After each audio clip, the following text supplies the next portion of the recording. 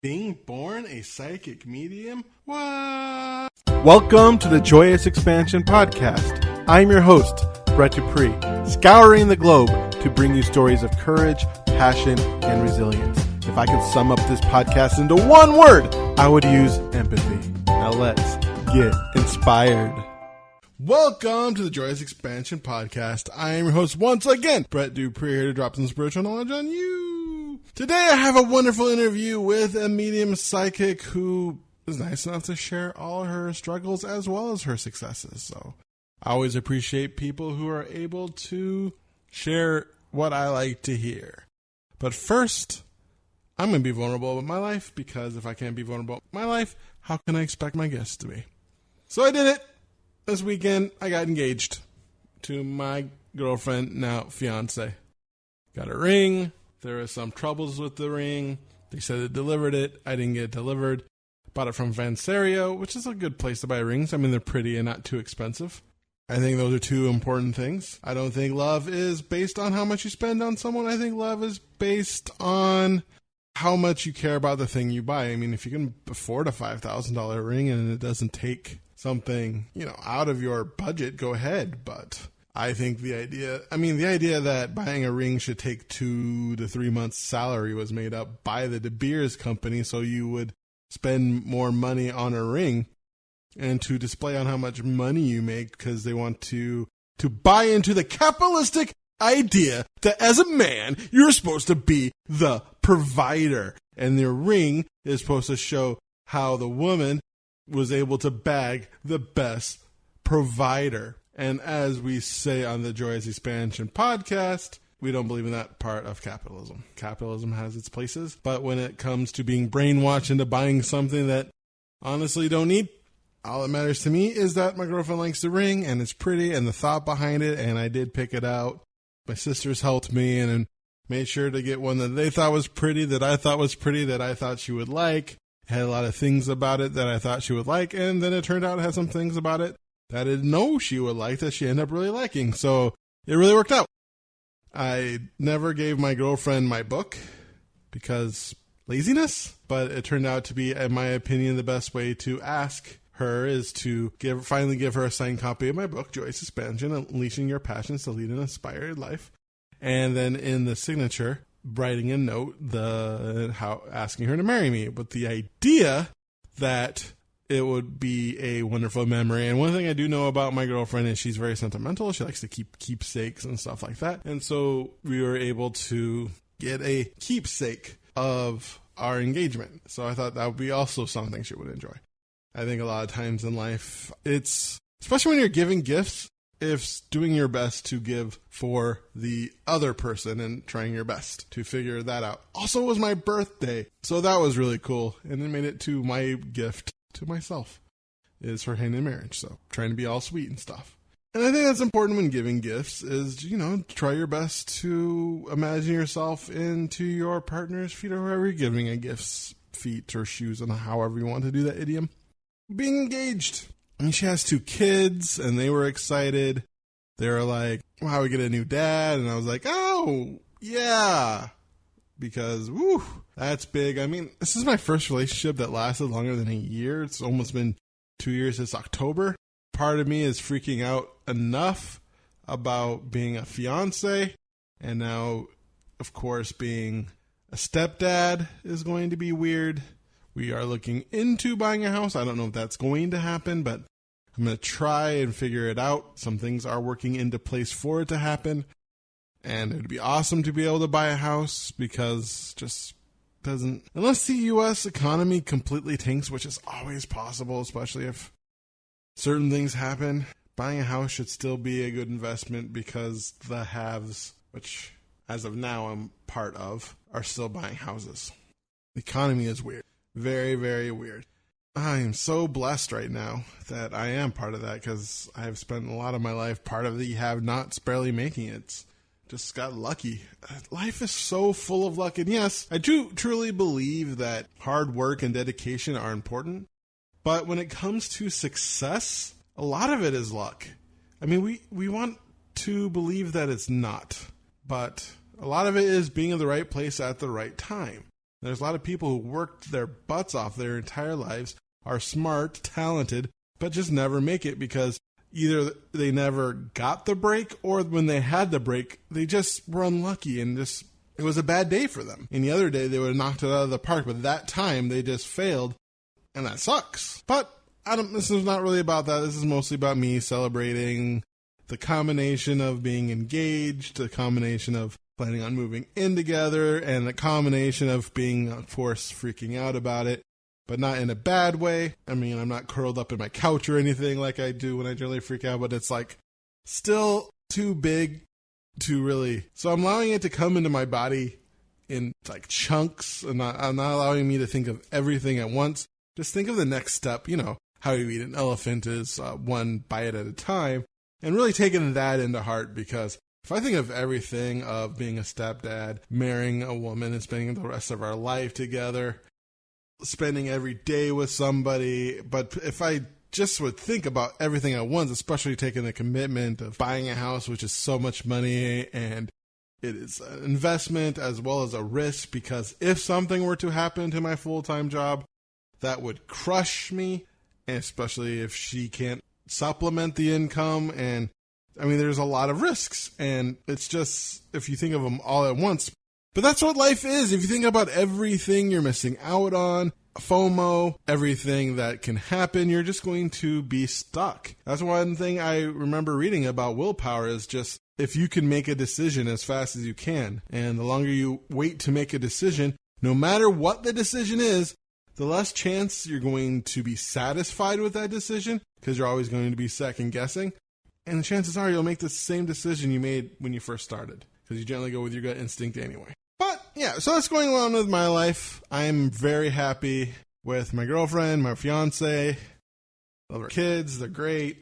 I'm excited about our life together, improving and growing together as a family. And that's what's going on in my life. I would like to think of a segue before going into Deena Janel, but I can't think of one. So let's start.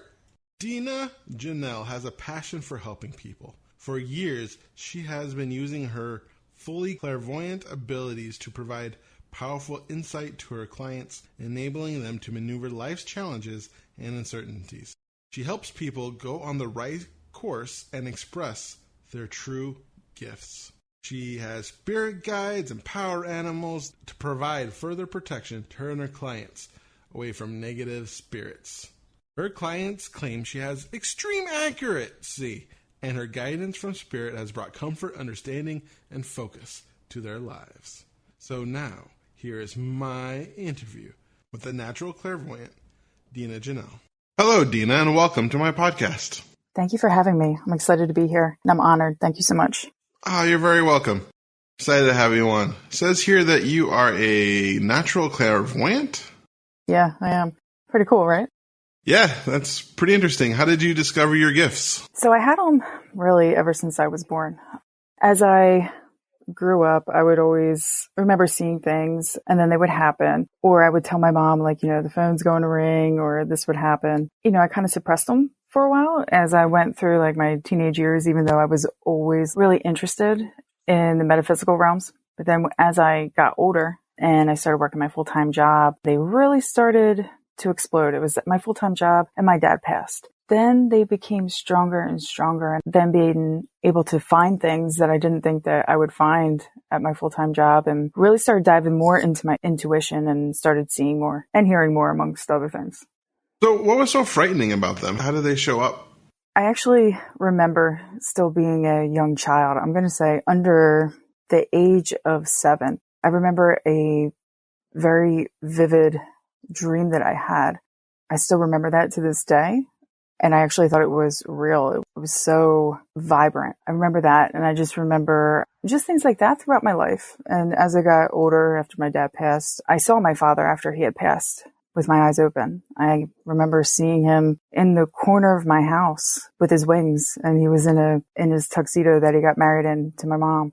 He looked just like that. And I remember seeing him, like I said, with his wings, and he was just telling me he was okay. Almost amazing to me to see him with the way I did. It took me back, but it was really awesome, to be honest with you. So were you afraid of being judged by your friends when it came to this? I was afraid of being judged by everybody. I had this huge fear. I was scared of what my family would think. I thought that they would think that I was crazy. I was scared of what my friends would think. Even though they've always accepted me for who I am. Like I said before, I was always into the metaphysical stuff. They kind of had an idea, but I was still scared because you're coming out saying, yo, I'm different. And some people don't believe in this because it goes against religion, or they just are very closed-minded and don't like it. And that's okay. Like there's no judgment from me from that. But I was also very scared of work. One of my biggest fears, more than my family and my friends, that terrified me. That people would learn and you'd lose your job? Not that I would lose my job. I didn't think I would lose my job for this. But what I thought was that, one, they could send me for a psych eval. Two, I know I would get made fun of. And I did. Because it's different. My other full-time job, I work in a very male-dominated profession who is very left-minded thinking. Not very open-minded at all. So it is almost irrational for this to be, even though they've used some mediums before, it's different, and different isn't okay in some realms. You kept on mentioning that you were afraid that people would think you're crazy. How did you know that you weren't? I began to trust it more because I wasn't hearing, when they speak to me, they're not telling me anything bad. They're not telling me to harm anybody, anything, to do anything harmful. They're telling me good things. They're telling me uplifting. They're telling me things of hope. They're giving me messages to help heal people, to help find things, to help solve problems. And they're also showing me evidence of that because I am an evidential medium. Like when I had souls come through from the other side that have passed, they would give me things that they had given somebody, or that they had said to somebody, or that they showed me how they looked like. So how can you deny that? I knew I wasn't crazy. I knew that there was nothing wrong with me in that aspect. So how did you go about deciding to embrace your gifts?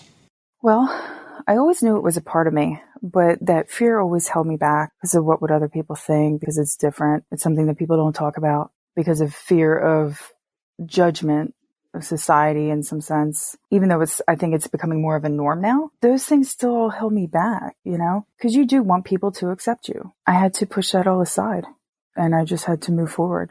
So I had to do. How did you do that? So what I did was I always read books on these topics. Then I started to take a class on how to develop my gifts, and I developed my gifts quickly. Spirit only gives you what you can handle. And when it's at the right time, apparently it was the right time because I just developed incredibly quickly. I learned to trust it and what they were giving me. I would meditate all the time. That's something that I always do. I try to do every day is meditate. I practiced constantly every day. I would practice. What did you do to practice your gifts? I would, practice with people. I would go online, go to different sites where you can practice, you can learn. There's groups all over Facebook and just different domains you can go to where people talk about anything metaphysical. We can practice here and there's strict rules. I would practice with my friends. They had a friend that I would practice with, and I would also do it at my full-time job, but I would keep it to myself. It's not something that I would say to other people. So if I was going somewhere or doing something, I might try to see or ask what was going to happen when I got there and then let things roll out as they may. So how did it feel actually coming out and turning this into a business? First thing was it felt like it was the right thing for me to do. I knew it was the direction I was supposed to go in. Actually, thinking back, I remember as a child being like, I wanted to be a medium. I wanted to have my own business doing this, and I thought it would be really cool. As I began to develop, I'm like, yeah, well, this is the goal. This is where I want to go. So to be able to push through it, I knew it was right because it just flowed. The pieces coming together were easy for me, but there were still times that were very hard for me as well to go through it, because the more I went into developing it as a business, the more I had to come out to other people. And this is where my fear came in. I was worried about judgment from others, and I did receive that, but I had to push past it in order to get where I wanted to be, for this to be a full-time business, for me to live my purpose. And that's the part that made it all worth it, was to push past everything that I was fearful of to be able to be where I'm supposed to be, where I'm able to serve spirit, to serve people and help them heal. So starting it to be able to do that felt good. It felt right. It's where I'm supposed to be. But going through the process also was very hard emotionally because of the judgment from others, the fear of failure, the fear of I'm not going to make the grade. You always worry that you're not going to be good enough, well, I did anyway, or that you would hurt somebody or ruin their life. That's not what I'm here to do. That's not serving spirit or anybody. So it was twofold, if you will. So you said when you first started out, you're practicing on people. How did you move from practicing on people to accepting payments? What I did was when I started to practice, or when I was still when I was like training, I guess you could say, when I was done that, then I had friends that obviously knew about what I was and what I did. And they're like, hey, I have a group of people that want you to read for them. Do you want to do a party here or do a party there? And I'm like, sure, absolutely. So I would go and start doing house parties. And then from there came the private bookings, and it just expanded like that a little bit over time. So it wasn't like I didn't go 0 to 100 at all. I literally had to take every step. But that's really how it started, was my friends saying, hey, read here. I got somebody who wants a party. And it went from there. That's really cool. It's nice being surrounded by supportive people. Absolutely. I have to say I'm incredibly grateful for that. The support my friends have given me. Like, none of my friends have turned their back on me from it, nor has my family. They embrace it. They've helped push me, and they've helped get me off my feet. They really have. I know a lot of people who are in spirit almost feels guilty for taking money. I've had that conversation before. How did you feel about that aspect of it? I don't have a problem with it. I feel that it is an energy exchange as well. I don't do everything for money, though. There's a lot of times I do things for charity. There's times that I will read people without getting paid for it because it's what I feel like I'm compelled to do. Also, during my full-time job, when I'm talking with spirit or they're showing me things, I'm not getting paid for that either. I'm using it for the goodness of humanity, to help people, maybe to get to a means to their end, or to help them so something doesn't happen to them, or to help them solve a problem. So I don't always get paid, but when I do, it's an energy exchange. How do you connect with your spirit guides? I say a little prayer before every reading that I do, or if I do like a gallery style or a big group type of reading, I say a prayer which tells them that I'm ready to start reading. I also ground myself beforehand, and I really pretty much say the same prayer every time, and then I just begin and they just start saying things and showing me things. It's like the light switch turned on after I say the prayer and ground myself. So what do you like most about being a medium? I like that it enables people to heal and it helps healing. I like that it helps people to connect to the loved ones that they don't physically see anymore in their physical bodies, where they know that their loved ones are still watching them, hearing them, a part of their life, which is incredibly important all the way around. It's important for just the healing aspect of it is tremendous to me. It's huge because I've been there myself with my father. When he passed, I had a reading myself. I know how much it helped me just to process the emotions of him not being there anymore, and for the healing aspect. And that really helped me with that. And to be able to give that to other people, I know what type of change it can create in one's life. And that's really important to me, to be able to do that to people, to be able to help them with that. And incredibly grateful Spirit is able to, or I should say Spirit gave me the gift to help serve them, to help that purpose. So in your information you sent me, you told me you said you were a no-nonsense reader. What does that mean? So I give it to you how I'm being given the info. So that means that you might not like everything that I'm telling you, but I'm not going to sugarcoat things. I try to say it as nice as possible, but I'm not going to sugarcoat it. I'm not there to hurt anybody's feelings. It's not what I'm doing, but I'm giving you the information that Spirit is giving me for the person's highest good. I might tell you things you might not want to hear. That can't always be easy. Absolutely not. 100% it's not. Now, I do not ask for bad things in readings. I have people sometimes who come to me who are very nervous if it's their first reading, or maybe their first reading with me and they don't know how I work. something they might be fearful of is, are you going to tell me death? Like I'll hear like, I don't want to hear death. I don't want to know death. Or maybe some people might want to know death or if they'll die or when they're dying or if somebody in their family's dying. Well, I don't get that information. That's not for me to have. Spirit doesn't give me that info. It's not for me to know. So you're not going to hear that from me. That to me, that's something that is, I would not want to hear in a reading myself. So I don't give you bad or, I would say like bad info like that. I'm not going to tell you that. I'm not being told that. So that's something that gets asked a lot of me. I'm curious, what makes somebody your ideal person to read? The ideal client, see, that's hard to say because I wouldn't say that there is an ideal client, but because you get people from all walks of life. But I would say the person that would be ready to be read by a medium would be somebody who is open to receive whatever spirit has to give them, who is able to listen without judgment and continue with the info to process it later. I think those are the best qualities or things that should be in place when somebody comes or goes to a medium for a reading, would be to have those things in place or be ready for that, if that makes sense. It does. If somebody who's listening is in their teens and they're discovering their psychic gifts, what advice would you give them?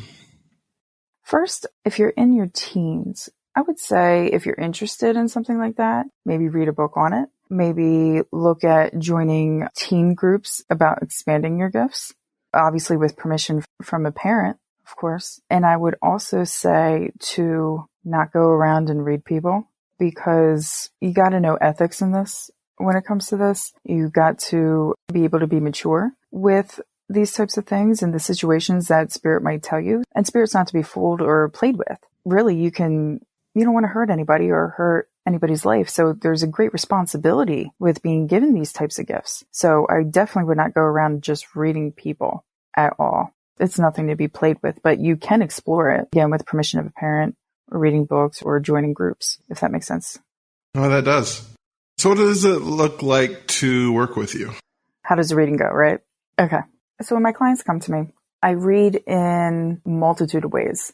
So I do email readings, I do phone readings, I do video readings as well as in person. My favorite way to read would be email or phone. Any way that I would say phone, video, and in-person readings are all going to run the same. First, what happens is I explain to my client how I work, how I receive info from spirit. I can usually tell if a client has a bunch of questions they want answered, if they want to go straight to the point with that, or they like to usually work my way, which is usually how it goes.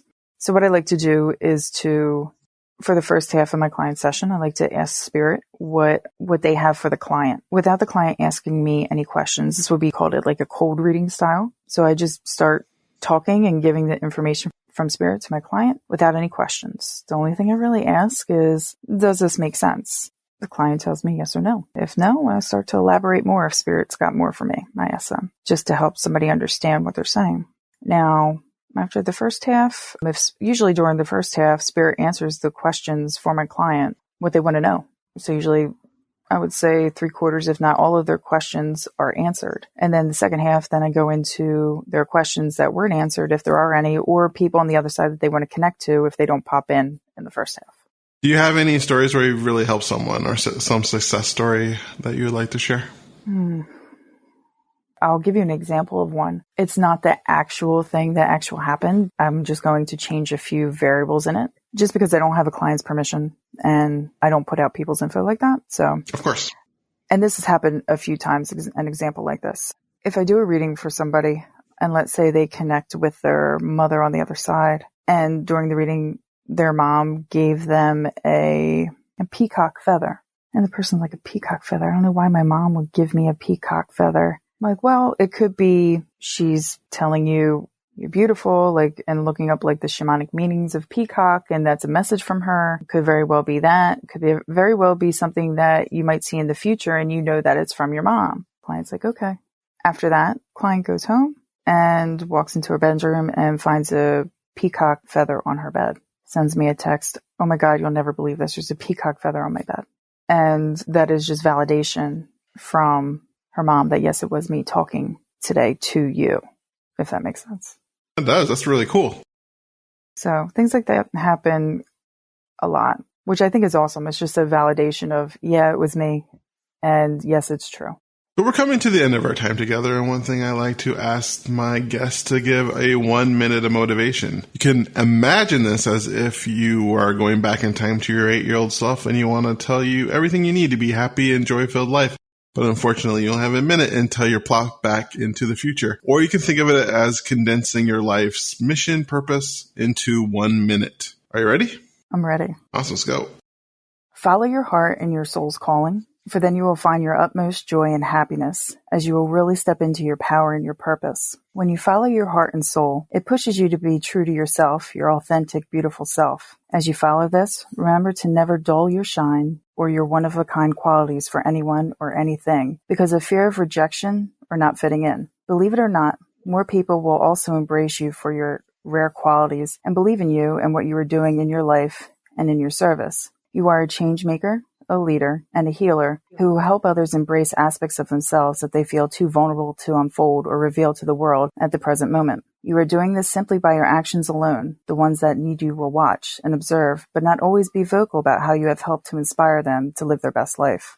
Awesome. Thank you so much for being on my podcast. I very much enjoyed listening to your story on how at first you were afraid of your gifts, but then you embraced them. And how very important it is to surround yourself with supportive people who can help you, because when you do that, it just makes things in life easier. And embracing your gifts to help other people through what they're going through and to just live their best lives. So thank you so much for being on my podcast, and thank you so much for everything you do for this world. Oh, thank you. It was my pleasure. Very grateful for this. Thank you. May your day be special. And there you have it, folks. That is my interview with Deena Janel. One thing I really appreciated about her was her honesty about growing up as a psychic medium. I really enjoy it when people come on my podcast and share themselves and their story, because I think stories are important, and to especially what makes them different, what makes them unique. Like, I would find it hard to believe, because sometimes I believe I'm somewhat intuitive, but there is always a part of me that believes I'm making it up and I'm doing confirmation bias. And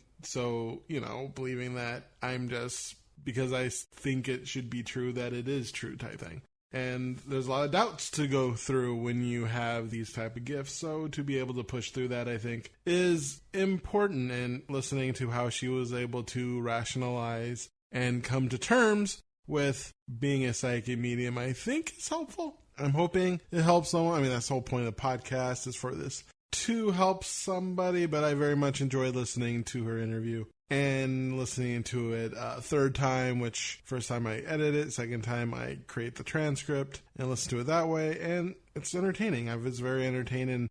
So I really appreciate her sharing herself. And I think this, if you are someone who is trying to get yourself out there, the more you can share yourself, your authentic self. As one of the things she talked about is really sharing, embracing your gifts, and people will be flocked to that authentic you. And the more you are your authentic self, the more people will flock towards that authenticity. And if you are ready to flock to Janel, you can check out astralwhispers.com.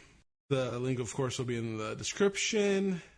She'll help advise you your past, future events by channeling various realms, using her intuition and spiritual guidance. Deena is a fully developed her evidentiary mediumship through her 4 metaphysical senses: clear knowing, clear hearing, clear seeing, and clear feeling. I would give you the long word, but I honestly don't know how to claircognizance, clairaudience, clairvoyance, and clairempathy. I guess I could say those. So what questions do you have remain unanswered, and are you in need of healing, guidance, or comfort? If those answers are yes, go to astralwhispers.com and book your reading with Deena. And there you go, my friends. That is 84 of my podcast. I always forget the numbers when I get to this point. Anyways, you can email me at bre2tsdupr2es@joyousexpansion.com. You can see more episodes at pod.joyousexpansion.com. If you like this, like, subscribe. Anything can help me. Leave a review. That would be awesome. I know some have reviews. I would appreciate you forever. In fact, I just love you if you're listening to this right now, because that means you got to the end of my podcast and you're amazing. You can find me at Joyous Expansion on Instagram, LinkedIn, Twitter, and YouTube. I guess I've never said YouTube before, but you can find me on Facebook at Increase Your Joy, because I am bad at SEO. Once again, I'm Brett Dupree, your champion of authentic joy, catalyst of transformation for the Church of Awesome, and Joyous Expansion life coach. Wishing you once again to be love, to be joy, to be awesome, and I'll play that jingle. JoyousExpansion.com. JoyousExpansion.com. Come and say hello to Brett Dupree. He is an inspirational life coach, good for you and good for me. He turned my life from grey to blue, I'm sure he'll do the same for you. Get in touch and you'll see your life will change dramatically. JoyousExpansion.com. JoyousExpansion.com. Yeah.